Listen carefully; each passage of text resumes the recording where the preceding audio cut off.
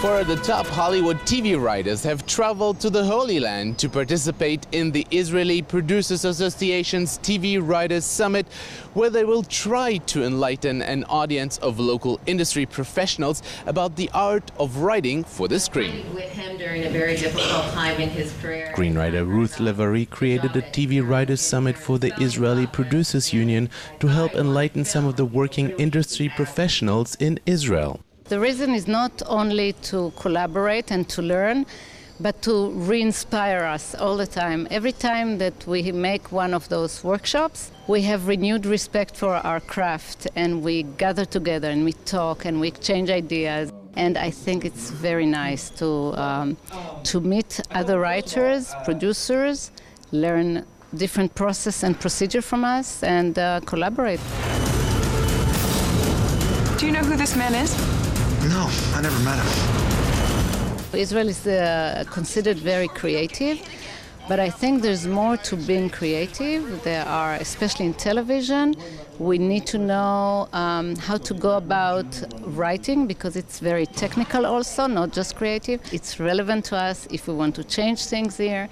You have to go on a journey, even if it's for 2 days. Characters of the show, and it's We caught some of the Hollywood panelists to get their view on what they feel is going on in the Israeli TV industry and how formats from the Holy Land can play an even greater role in the Hollywood game. Israel and also Scandinavia, I feel like, are the hot countries to buy TV shows or movie properties from, with everything from Homeland and Treatment and Traffic Light all came from Israel. So yeah, absolutely. I mean, you guys are like a television machine. As the stranger across becomes your most intimate mirror. I don't know that it has anything necessarily to do with Israel specifically. I feel like probably at some point in time, somebody sees an Israeli TV show and falls in love with it and says, I'm going to adapt that for television, and that sparks them and other people to say, well, what else is there? What else is there? Let's look.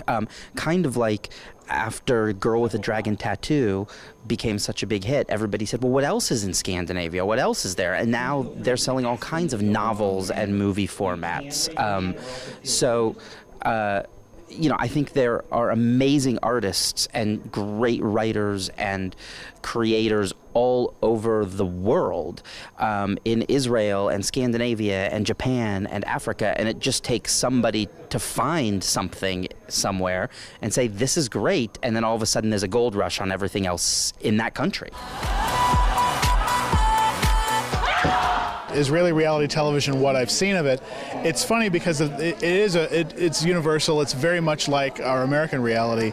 There are certain shows like Couch Diaries that the minute I saw it, I thought, well, why isn't this running on MTV networks? This is exactly the kind of shows that I've seen in the U.S. It's great stuff. The stories are very genuine, and I think that they would play anywhere as well as they would play here. Human experience is universal. Dramas and comedies, they're their own thing. Anytime that you're seeing real people, for me, it's more engaging.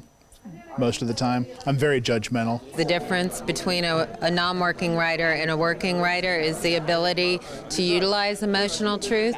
And from the stories that I've heard and the shows that I've seen, there is so much depth here as far as emotional truth. So I am so excited to help writers understand how to access and how to utilize that and add fiction to that in the stories that they're writing, so that it does help elevate them to where they want to go in their writing careers.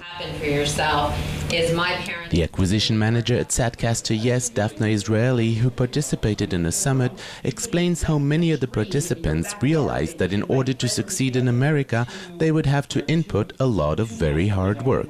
It's very interesting to see how little the Israeli writers know about what's going on in Hollywood.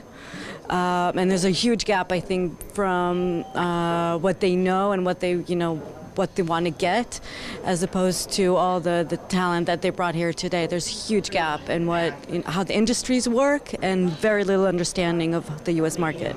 It's good to understand that they need to be successful here in Israel first. I think that's a very good stepping stone, and that's just also hard work. And with so many Israeli scripts and TV formats making their way to Hollywood, Israeli industry insiders admit it has become crucial to know how to use the right lingo when writing for American television. For JN1, I'm Jacobsohn at the Cinematheque in Tel Aviv.